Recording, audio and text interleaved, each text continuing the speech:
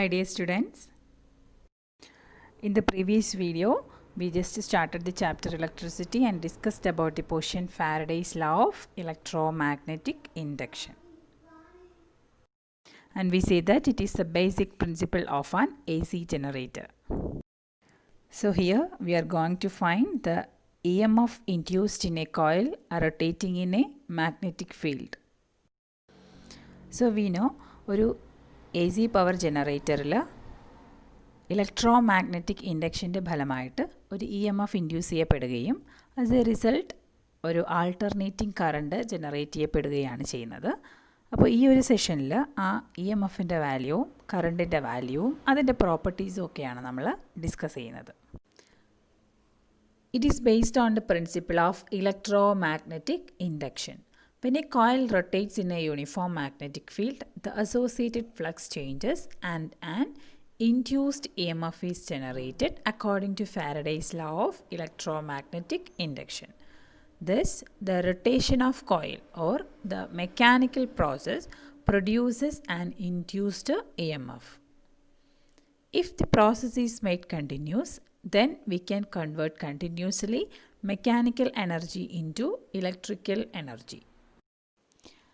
ഒരു മാഗ്നറ്റിക് ഫീൽഡിൽ armature coil rotate ചെയ്യപ്പെടുകയാണ്. അപ്പോൾ മാഗ്നറ്റിക് ഫ്ലക്സ് ലൈൻസ് കട്ട് ചെയ്യുന്നതിൻ്റെ ഫലമായിട്ട് ആർമേച്ചർ കോയിലൊരു ഇൻഡ്യൂസ്ഡ് EMF ഉണ്ടാകുന്നു. ആ ഇൻഡ്യൂസ്ഡ് EMFന് കറസ്പോണ്ടിങ് ആയിട്ട് ആ ക്ലോസ്ഡ് സർക്യൂട്ടിലൊരു കറണ്ട് ഫോം ചെയ്യുകയാണ്. അപ്പോൾ ഗാൽവനോമീറ്ററിൽ ഓൾവേസ് ഡിഫ്ലക്ഷൻ ഡയറക്ഷൻ ചേഞ്ച് ചെയ്തുകൊണ്ടിരിക്കുകയാണ്. That means there is an alternating current or AC current is generated.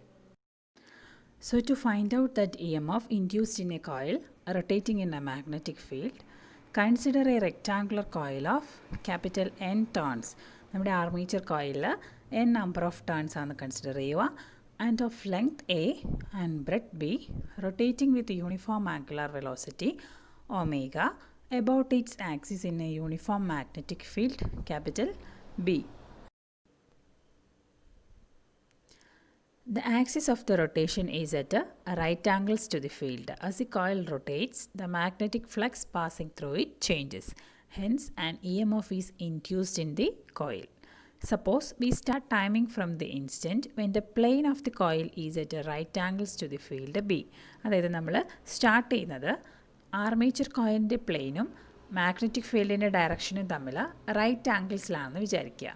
That is, when the angle between the normal to the plane of the coil and the direction of the field is 0.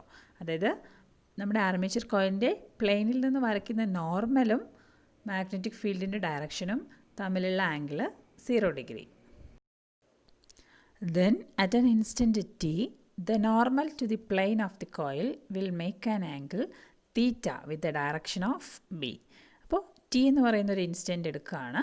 ആ സമയത്ത് normal to the plane of the coil, നമ്മുടെ കോയിലിൻ്റെ പ്ലെയിനിൽ നിന്ന് വരയ്ക്കുന്ന നോർമലും ഈ magnetic ഫീൽഡിൻ്റെ ഡയറക്ഷനും തമ്മിലുള്ള angle തീറ്റ ഡിഗ്രിയാണെന്ന് consider ചെയ്യുക. The magnetic flux linked with n turns of the coil is phi is equal to n into A dot B. അപ്പോൾ T എന്ന് പറയുന്ന ഇൻസ്റ്റൻറ്റിൽ നമ്മുടെ കോയിൽ തീറ്റ ഡിഗ്രി റൊട്ടേറ്റ് ചെയ്തു. അപ്പോൾ അത്രയും റൊട്ടേഷൻ കഴിഞ്ഞപ്പോൾ ഇപ്പോൾ എത്ര ഫ്ലക്സ് ആണ് ആ ഒരു കോയിലുമായിട്ട് അസോസിയേറ്റ് ചെയ്ത് വരുന്നതെന്ന് കണ്ടുപിടിക്കുന്നതാണ് phi is equal to, അതിൻ്റെ ഇക്വേഷനാണ് phi is equal to n into A dot B. So A dot B A B cos theta എന്ന് എഴുതാം. phi is equal to n A B cos theta which is equal to n into B A cos omega t. Theta is equal to omega t where omega is the angular velocity. ഇവിടെ n എന്ന് പറയുന്നത് number of turns in the coil, B is the magnetic field and A is the area of the coil. A is equal to A into B which is the area of the coil. So the instantaneous induced EMF E. ഇനി നമുക്ക് ഫ്ലക്സിൻ്റെ value ഫൈയുടെ value കിട്ടി. ഇനി നമുക്ക് EMFൻ്റെ value ആണ് കണ്ടുപിടിക്കേണ്ടത്. നമ്മൾ പഠിച്ചതാണ് equation E is equal to minus d phi by dt. Therefore ഫൈയുടെ വാല്യൂ അവിടെ സബ്സ്റ്റിറ്റ്യൂട്ട് ചെയ്ത് കൊടുക്കുക, which is equal to minus d by dt of n B A cos omega t. Derivative എടുക്കുക n B A sin omega t into omega. Minus sine ഒമേഗയാണ്, അപ്പോൾ negative sine പോയി, sin omega t into omega which is equal to n B A omega sine omega T rearrange ചെയ്ത് എഴുതി. N B A omega ആ ഒരു വാല്യൂവിനെ, ആ 4 ടേംസിനെ ചേർത്ത് നമുക്ക് E0 എന്ന് റെപ്രസെൻറ്റ് ചെയ്യാം. E0 sine omega T. അപ്പോൾ അവിടെ ജനറേറ്റ് ചെയ്യപ്പെടുന്ന ഇൻഡ്യൂസ്ഡ് ഇ എം എഫിൻ്റെ വാല്യൂ ആണ് നമ്മൾ കണ്ടുപിടിച്ചത്. Is equal to E0 sine omega T.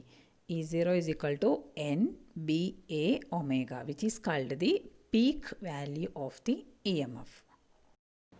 So E M എഫിൻ്റെ വാല്യൂ എഴുതി is equal to E0 sine omega T. നമുക്കറിയാം ഈ കോയിൽ കണ്ടിന്യൂസ് ആയിട്ട് ഇങ്ങനെ റൊട്ടേറ്റ് ചെയ്തുകൊണ്ടിരിക്കുവാണ്. അതായത് തീറ്റയുടെ വാല്യൂ കണ്ടിന്യൂസ് ആയിട്ട് ചേഞ്ച് ചെയ്തുകൊണ്ടിരിക്കുവാണ്. തീറ്റ അല്ലെങ്കിൽ ഒമേഗ ടിയുടെ വാല്യൂ കണ്ടിന്യൂസ് ആയിട്ട് ചേഞ്ച് ചെയ്തുകൊണ്ടിരിക്കുവാണ്. അപ്പോൾ തീറ്റയുടെ വാല്യൂ ചേഞ്ച് ചെയ്യുന്നതിനനുസരിച്ചിട്ട് ഇ എം എഫിൻ്റെ വാല്യൂസ് എങ്ങനെയാണ് മാറ്റം വരുന്നതെന്നാണ് നോക്കാൻ പോകുന്നത്. Is equal to E0 sine omega T ആണ്.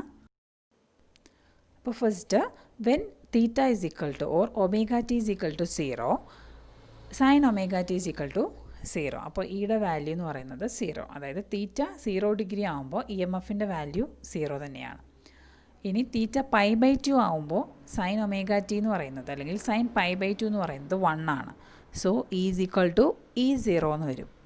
അപ്പോൾ തീറ്റ അല്ലെങ്കിൽ ഒമേഗ ടി π/2 ഡിഗ്രി ആകുമ്പോൾ ഇ എം എഫിൻ്റെ value E0. Then theta is equal to pi or omega T is equal to pi ആകുമ്പോൾ സൈൻ ഒമേഗ ടിയുടെ വാല്യൂ എന്ന് പറയുന്നത് sine pi is equal to 0. That time is equal to 0. When omega T is equal to 3π/2, sine omega T is equal to -1. Therefore is equal to -E0. When omega t is equal to 2π, sin omega t is equal to 0. Therefore E is equal to 0. So ഈ ഒരു തീറ്റയുടെ value അല്ലെങ്കിൽ omega ടിയും E M എഫും തമ്മിൽ നമ്മളൊരു graph വരയ്ക്കുകയാണെങ്കിൽ നമുക്കൊരു സൈൻ കർവായിരിക്കും കിട്ടുക. A graph of E against omega T is a sine curve. Such an E M F is called an alternating E M F. The resulting current in the coil, if the coil is a part of a closed circuit, is the alternating current. This is a curve. Omega t x-axis-ലും E y-axis-ലും എടുക്കുകയാണെങ്കിൽ നമുക്കൊരു sine curve ആയിരിക്കും കിട്ടുക. 0 degree ആകുമ്പോൾ ഇയുടെ value 0, π/2 ആകുമ്പോൾ ഇയുടെ value E0, which is the maximum value.